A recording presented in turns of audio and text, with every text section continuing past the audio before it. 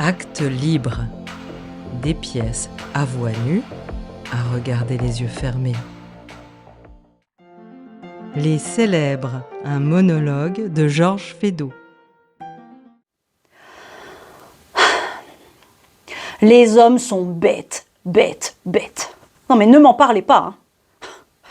Tenez, je souffre. Pascal a bien dit, l'homme est un roseau. Oui, un roseau, c'est-à-dire une chose bête, bête, bête. Ah, c'est que Pascal était un homme crâne, lui, avec son air de bon apôtre. Je ne sais pas pourquoi l'on dit toujours l'agneau Pascal. Ne vous y fiez pas. Oui, l'homme est bête, bête, bête. Enfin, regardez-le. Lui, être faible, il juge les autres, il fait des célébrités. Et qui choisit-il pour cela ? Toujours des gens connus. C'est bien malin. Comme cela, on n'a pas la peine de les chercher. Enfin, quelles sont-elles, ces célébrités ? C'est Franklin, Gutenberg, Christophe Colomb ? Non mais Christophe Colomb, je vous demande un peu. Un monsieur qui n'a d'autre mérite que d'avoir fait tenir un œuf sur la pointe. Et ça, en le cassant. Mais il suffit de manger des œufs à la coque pour ça. Je l'ai fait 20 fois, moi. Je vous le ferai tenir, l'œuf sur la pointe. Et sans le casser encore. Vous en doutez. Mais donnez-moi un œuf et un coquetier, et vous allez voir.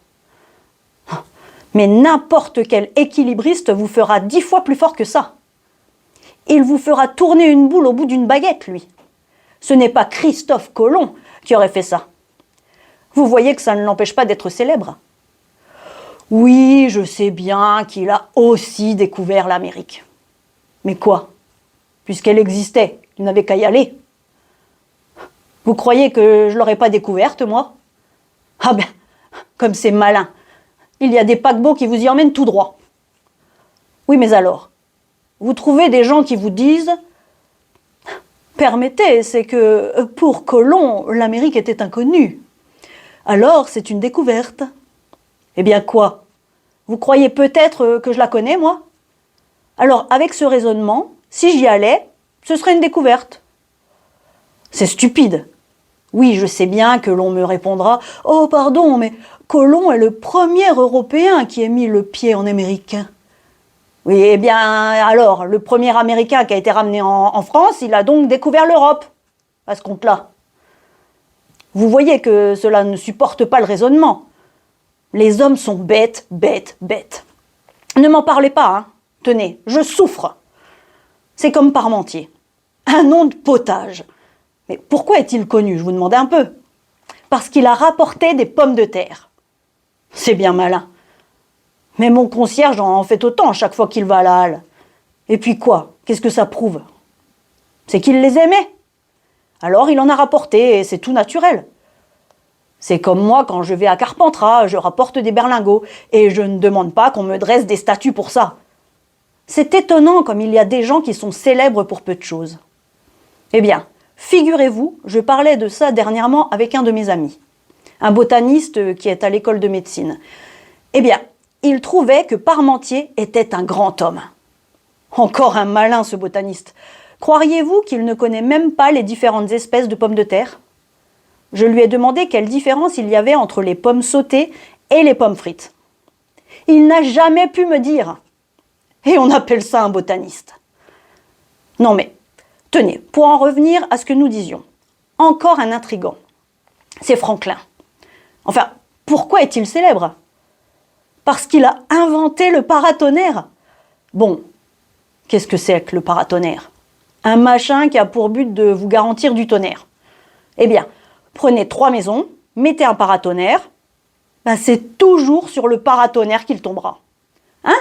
Non mais, et vous croyez que ce n'est pas se moquer du monde ?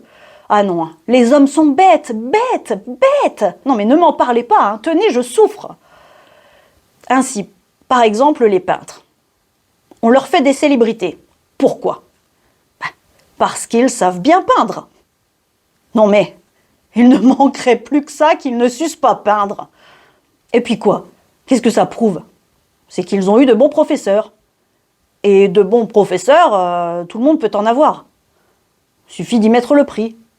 Tenez, moi, si j'avais étudié, j'avais de grandes dispositions. Un jour, j'ai fait capoule dans Paul et Virginie. Tout le monde s'est écrié « Oh, c'est craché, litré en costume de bain !» On l'a montré à un peintre. Il s'est écrié « Oh, voilà un impressionniste !» Et il m'a fait entrer chez un photographe. Mais moi, je n'y suis pas restée parce qu'en fait d'art, j'ai mes principes. Ainsi, mon fils voulait être auteur. Je l'en ai empêché. Je lui ai dit « Mon fils, je ne comprends que l'on fasse du théâtre que lorsqu'on s'appelle Augier, Labiche ou Dumas. » Vous ne savez pas ce qu'il m'a répondu ? « Mais mon père, ils ne se sont pas toujours appelés Augier, Labiche ou Dumas. » Mais c'est d'un naïf. Mais toujours, mon fils, depuis leur naissance.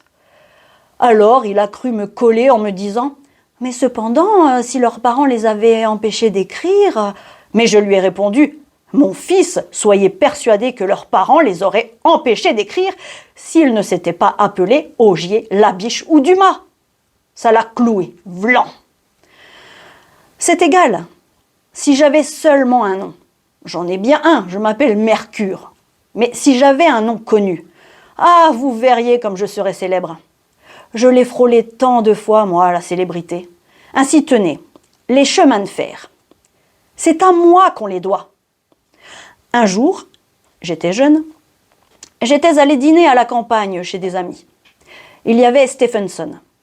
Je dis pendant le dîner « Oh, Dieu, que c'est fatigant, les diligences. On devrait bien trouver quelque chose de plus commode et de plus rapide. » 3 ans plus tard, Stephenson inventait la locomotive.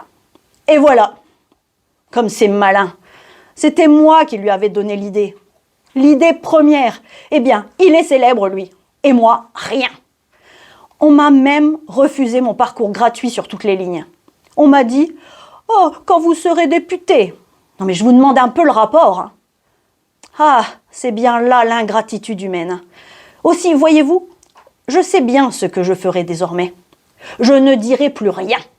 Je n'inventerai plus rien.